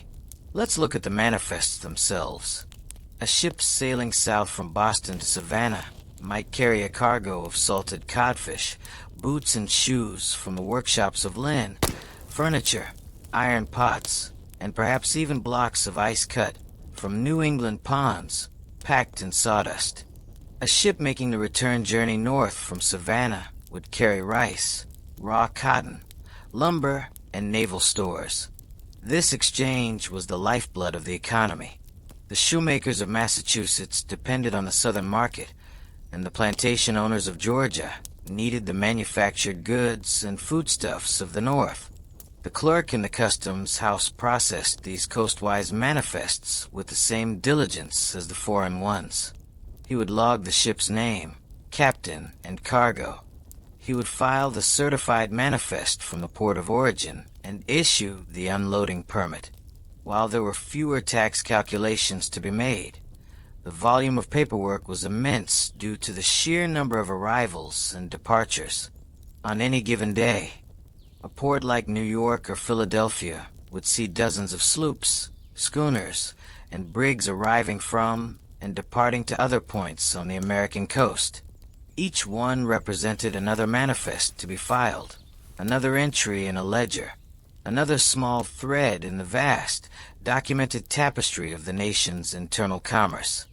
Amidst the endless lists of hogsheads, barrels, and bales, the manifests of the 18th and 19th centuries also contained another, more human, cargo, passengers.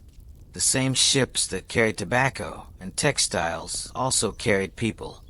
Immigrants seeking a new life, merchants on business, officials on government service, and the wealthy undertaking a grand tour, all crossed the Atlantic. Their arrival, and the arrival of their worldly possessions, was also a matter for the customs clerk's attention. The laws governing the arrival of people were, for much of this period, less about restriction and more about documentation. There was no centralized federal immigration service as we would recognize it today. The primary legal requirement for a captain arriving with passengers was to submit a passenger manifest or include the passenger list as part of the main cargo manifest. This was a matter of public record and health. The list was to be delivered to the customs collector, and it typically contained the name, age, gender, occupation, and country of origin for each passenger. In some ports, the captain also had to post a bond for each immigrant, a sum of money to ensure that the newcomer would not become a public charge on the city due to poverty or illness. Let's examine a typical passenger manifest. It would be a simple list, handwritten in the same careful script as the cargo list. John Doherty, age 28, farmer from Ireland. Eliza Schmidt, age 22, spinster from Germany, with one child. Anna, age 3. Charles Dubois, age 45, merchant from France. These lists are a genealogist's treasure trove and a historian's primary source, providing a raw, unfiltered look at the flow of people who built the nation. The customs clerk would receive this list, file it, and perhaps make a copy for the local municipal authorities. His primary concern, however, was not the people themselves, but their baggage. While the passengers themselves were not taxable, their belongings certainly could be. The law typically allowed for the duty-free importation of wearing apparel and other personal baggage, as well as the tools or implements of a mechanical trade. This was a common-sense exemption to allow new arrivals to bring their necessities with them without being penalized. However, the exemption had its limits, and this is where the customs process came into play. A passenger was expected to provide a declaration, either verbal or written, of the contents of their trunks and cases. If a passenger arrived with a few changes of clothes, some books, and personal effects, these would be passed by the inspector without issue. But if a trunk was opened to reveal 12 new, unworn suits of clothes, or 10 bolts of uncut Irish linen, the inspector would grow suspicious. These were not personal baggage. They were merchandise, an attempt to import goods for sale without paying the duty. The manifest might list a passenger's baggage in a very general way. Mr. John Doherty, 1 sea chest. Or the Du Bois family, 5 trunks. It was the inspector's job on the wharf to examine this baggage. This could be a delicate and sometimes intrusive process. The inspector had the right to demand any trunk or box be opened for his inspection. He would poke through the contents, looking for anything that seemed excessive or intended for commerce rather than personal use. If, for example, the French merchant Mr. Du Bois had in his trunks several new clocks, a case of fine wine, and samples of silk, the inspector would set these items aside. They would be treated as commercial importations. An appraiser might be called to value the clocks and the silk, and a gauger to measure the wine. Mr. Du Bois would then have to go to the customs house and pay the appropriate duties on these items before he could take possession of them. The manifest of a wealthy passenger might even have these commercial goods listed separately, alongside their personal baggage, to be declared and taxed in the proper manner. For the vast majority of immigrants, who arrived with little more than the clothes on their backs and a few precious mementos in a small wooden chest, the process was straightforward. Their meager belongings were clearly personal baggage, and they were allowed to pass. But the principle remained. Everything that entered the country was subject to customs scrutiny. The clerk in the customs house might make a notation in his records. Passenger Du Bois. Duties paid on assorted merchandise from baggage.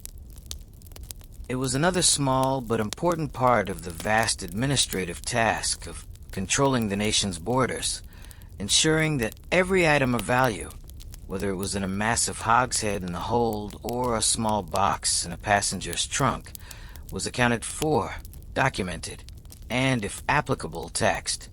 The entire elaborate system of manifests, inspections, and ledgers was built on the premise that, without it, chaos and fraud would reign. And despite the diligence of the customs officers, things frequently did go wrong. The high tariffs on many goods created a powerful incentive for smuggling, and the complexities of ocean travel meant that honest mistakes and discrepancies were a constant problem for the clerks and inspectors. Smuggling was a persistent thorn in the side of the customs service. It took many forms, from the crude to the sophisticated. The most brazen method was to avoid the customs house altogether. A ship might anchor in a secluded cove or inlet down the coast from a major port, and under the cover of darkness, offload its most valuable, high-duty cargo, such as tea, brandy, or silk, onto smaller boats, which would then spirit the goods ashore. The ship would then sail into the main port with a clean manifest, declaring only its low-duty or bulk cargo.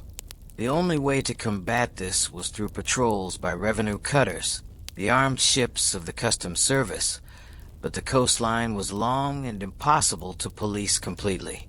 More common were attempts to deceive the customs officers at the main port. One method was false declaration. A manifest might list 10 crates of common earthenware, when, in fact, the crates contained valuable French porcelain. An inspector's spot check might uncover the deception, but if the shipment was large, a few mislabeled crates might slip through. Another technique was concealment. Valuable, small items like jewelry, lace, or spices might be hidden within barrels of flour or casks of nails. A particularly clever method was the use of a false bottom or a hidden compartment in a crate or barrel. A diligent inspector, probing a barrel with a metal rod or noting that its weight seemed inconsistent with its declared contents, might discover such a trick. When smuggling was discovered, consequences were severe. The undeclared or fraudulently declared goods were immediately seized and became the property of the United States government. The law also allowed for the seizure of the ship itself. especially in egregious cases. The captain could face heavy fines and imprisonment. The seized goods would later be sold at a public auction, with the proceeds being split between the government, the customs collector of the port, and the specific officer or officers who had discovered the infraction. This moiety system, as it was called, gave the inspectors a powerful financial incentive to be vigilant. For the clerk in the customs house, a smuggling case meant a different kind of paperwork. Instead of an impost ledger, he would be filling out seizure forms, documenting the confiscated goods, and recording the legal proceedings against the captain or merchant. These records tell a dramatic, if one-sided, story of the cat-and-mouse game played along the waterfront. However, not every discrepancy was due to malice. Honest mistakes were common. A clerk in a foreign port might make a clerical error when drawing up the manifest. A cask might leak during the voyage, resulting in a lower volume of wine than declared. A crate might be broken in a storm, damaging its contents. This is where the verification process on the wharf was crucial. If a gauger measured a cask of wine and found it contained 110 gallons instead of the 126 declared on the manifest, he would note the actual, verified volume. The clerk would then calculate the duty based on this lower, official figure. This protected the merchant from paying tax on goods he had lost. Conversely, if an error was found in the merchant's favor, for instance, if a bolt of cloth was found to contain more yardage than declared, the merchant would be liable for the duty on the full measured amount. The customs records were meant to reflect reality, not just the initial declaration. The clerk's job was to be the final arbiter of these discrepancies. He would take the captain's manifest, compare it with the detailed reports from the weighers, gaugers, and measurers, and produce a final, definitive account. His ledger was the ultimate record. A discrepancy was not a crisis. It was a problem to be solved through the methodical application of procedure. The system was designed to be robust enough to handle the inevitable errors and frictions of a complex global trade network, while remaining ever watchful for the deliberate attempt to defraud the government of its revenue. The journey of a single piece of cargo, from its arrival in port to its delivery to a merchant, generated a remarkable river of paper. This flow was carefully channeled, moving from the chaotic environment of the wharf to the quiet order of the clerk's desk, and eventually into the permanent archives of the federal government. Understanding this paper trail reveals the bureaucratic machinery in its entirety, a system of checks, balances, and records that was as essential to the nation as the goods it documented. The process began with the ship's arrival and the captain's submission of the manifest, one, at the customs house. This was the foundational document. A clerk would immediately create a preliminary entry in his impost ledger, too, noting the ship's name and the declared cargo. Based on this, a permit to unlade 3 was issued to the captain, a copy of which was given to the inspector assigned to the vessel. As the cargo was unloaded, the verification process began, generating a flurry of small, functional documents on the wharf. The weigher would record his findings on a weigher's chit 4, listing the gross and net weights of items, like sugar or cotton. The gauger would fill out a gauger's report 5, detailing the volume and proof of each cask of spirits or wine. The measurer would produce a measurer's tally 6, with the verified yardage of textiles. Each of these documents was specific to a consignment, marked with the ship's name and the merchant symbol, and signed by the responsible officer. These chits and reports were then carried from the wharf back to the customs house and delivered to the clerk's desk. Our clerk, Silas, now had a complete file for a particular consignment. He had the original manifest declaration, and he had the verified physical measurements. He would now perform the crucial act of reconciliation. He would compare the numbers on the chits to the numbers on the manifest. He would make the final, authoritative calculations of the duties owed. The consignee The merchant awaiting his goods would then be presented with a bill of duties 7. This was the official invoice from the government. The merchant would have to arrange for payment, either in specie gold or silver coin, or, more commonly, through a customs bond. A customs bond 8 was a legal document in which the merchant, along with one or two sureties, co-signers, promised to pay the full amount of the duties by a future date, typically within a few months. This was a form of credit extended by the government that was essential for merchants, who often needed to sell the goods before they had the cash to pay the tax on them. The clerk would record the details of this bond in a separate bond ledger 9. Once the duties were paid or bonded, the clerk would issue the final, crucial document, a permit for delivery 10. He might also stamp the merchant's bill of lading as duties paid. This delivery permit was the merchant's golden ticket. He could now take this paper to the inspector on the wharf, who would finally allow the merchant's hired carters to remove the goods and transport them to his warehouse. At the end of the day, the clerk's desk would be covered in this paper detritus: manifests, weighers' chits, gaugers' reports, bond forms. His final task was to make the permanent entries. He would turn to his massive, leather-bound impost ledger and, with his neatest hand, formally record the entire transaction: the ship, the merchant, the precise quantity and type of goods, based on the verified numbers, the duty rate, the total duty assessed, and how it was paid.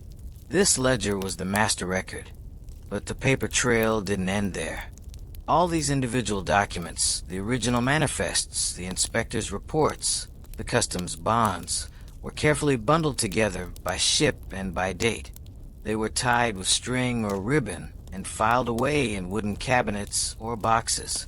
At regular intervals, these bundled records would be transferred from the individual port's customs house to a more permanent storage facility. Over time, they became the customs archives. These archives were a treasure trove of economic data. The Secretary of the Treasury would use the information compiled from these records to report to Congress on the state of the nation's trade and revenue. Thus, the flow was complete. From a sworn declaration on a ship, to a physical act of measurement on a wharf, to a financial transaction at a clerk's desk, to a permanent entry in a ledger, and finally to a dusty bundle in an archive. Every hogshead of tobacco, every bolt of cloth, left behind this long, ghostly trail of paper, a meticulous record of its brief but significant journey through the administrative heart of the American port. The ledgers and manifests, so meticulously created by our clerk Silas and his colleagues, were more than just administrative tools. When viewed from a distance, collected and analyzed over years and decades, these seemingly dull documents open a remarkable window into the economic, social, and even political life of the 19th century. The endless columns of goods and numbers, when aggregated, tell a grand story. They are the raw data of history, the quantitative backbone for the narratives we tell about the past. Economically, the manifests provide an unparalleled view of the nation's growth and development. By tracking the volume of specific imports and exports over time, historians can chart the rise and fall of industries. An increase in the exportation of raw cotton from southern ports, paired with an increase in the importation of finished textiles to northern ports, illustrates the growing specialization of the American economy and its complex relationship with industrial Britain. A decline in imported ironmongery and a rise in the coastwise shipment of American-made nails and tools from a port like Philadelphia signals the birth of domestic manufacturing and the slow march toward industrial self-sufficiency. The manifests are, in essence, a vast, detailed balance sheet of the nation's commerce. They also reveal the shifting patterns of global trade. In the late 18th century, the manifests are dominated by trade with Great Britain and its West Indian colonies. By the mid-19th century, The points of origin and destination have diversified. We see more ships from South America, from the German states, from the Mediterranean, and, of course, the lucrative, long-distance trade with China.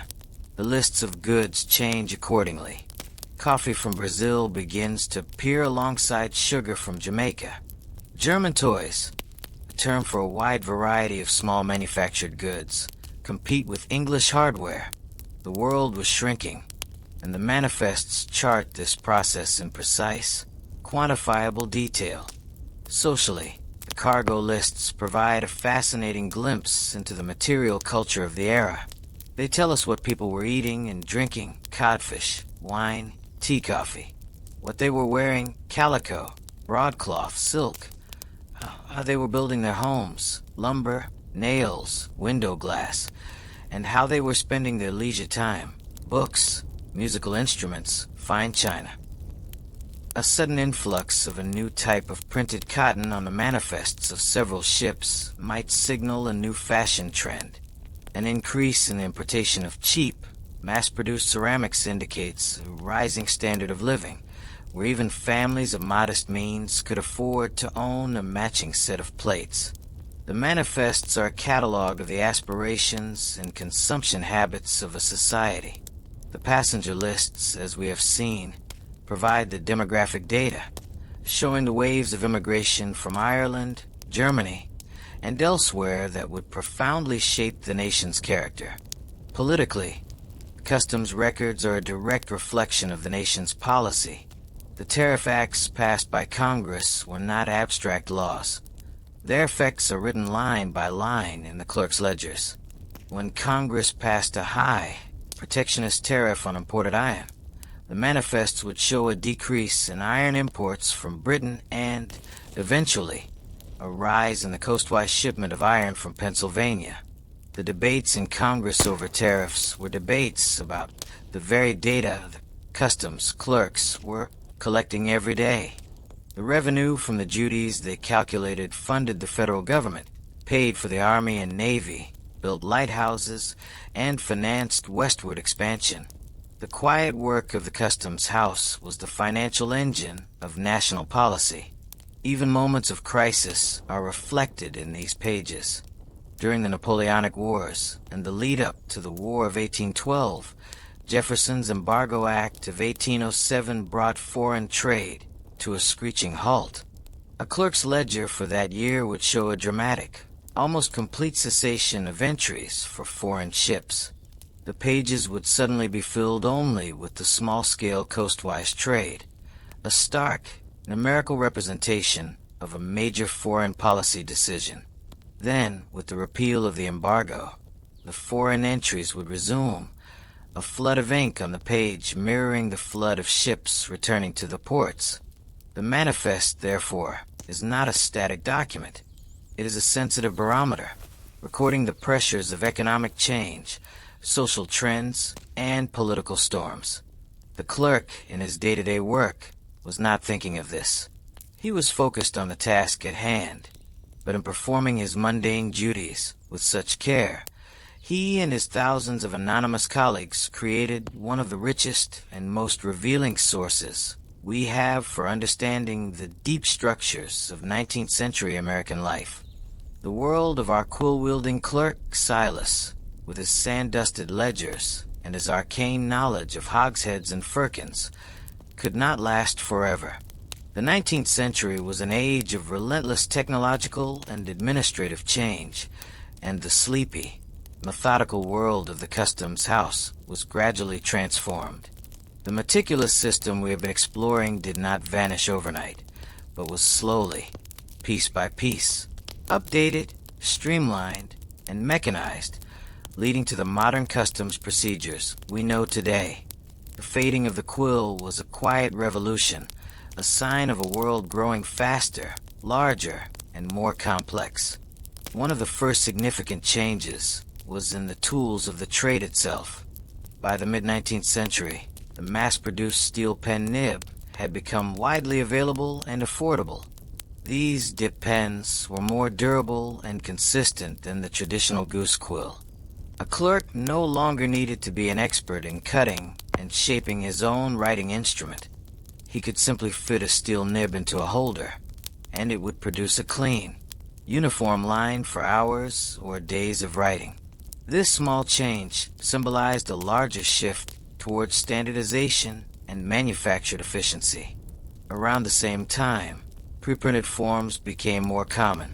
Instead of a clerk handwriting the column headers on a blank sheet of a ledger, he would now use a book with the columns, marks, contents, value, duty, already printed, a subtle but significant saving of time and effort. A more profound change was the advent of the typewriter in the later decades of the century. The rhythmic scratching of the quill began to be replaced by the clatter of keys. A typewritten manifest or a ledger entry was faster to produce and, crucially, perfectly legible. It removed the element of individual penmanship and introduced a new level of mechanical uniformity to the records.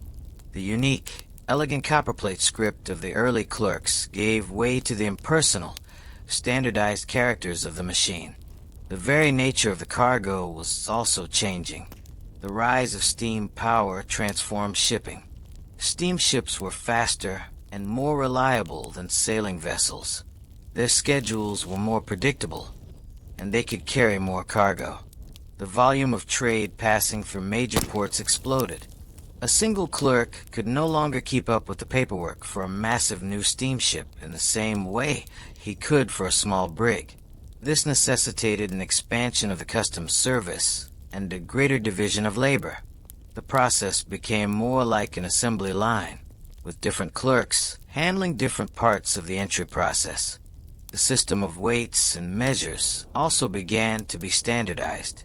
The charming but confusing lexicon of pipes, puncheons, and hogsheads gradually gave way to more uniform units like gallons, pounds, and, eventually, the metric system.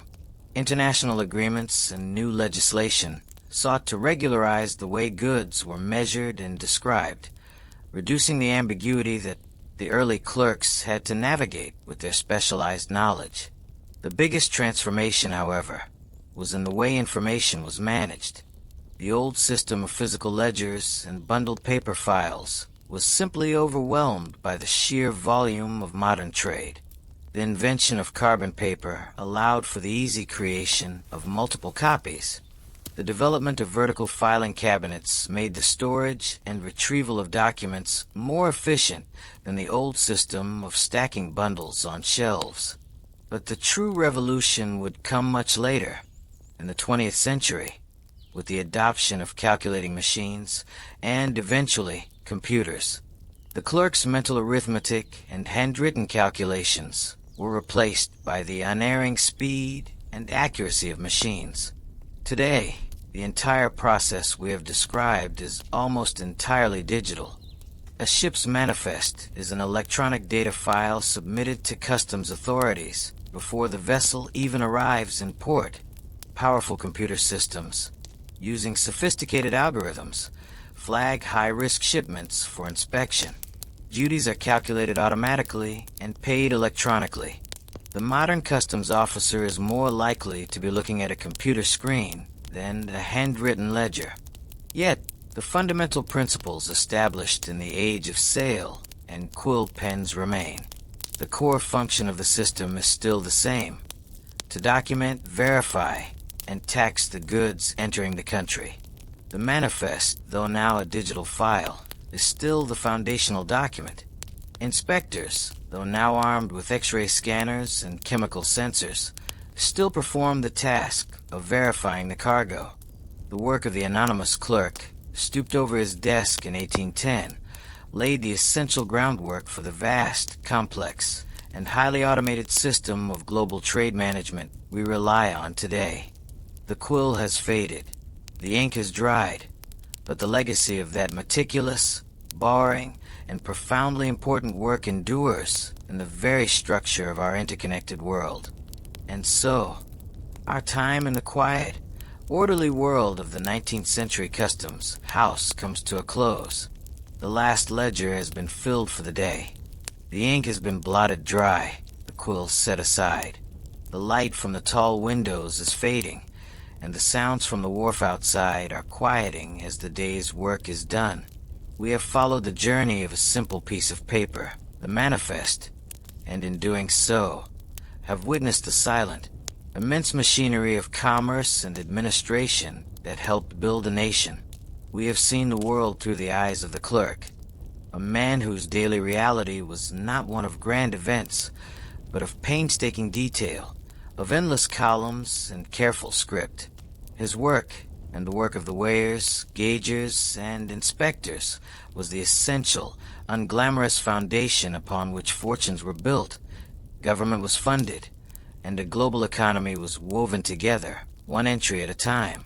The story of the ship's manifest is a reminder that history is not only found in the dramatic moments, but also in the mundane, in the repetitive, and in the quiet diligence of everyday tasks.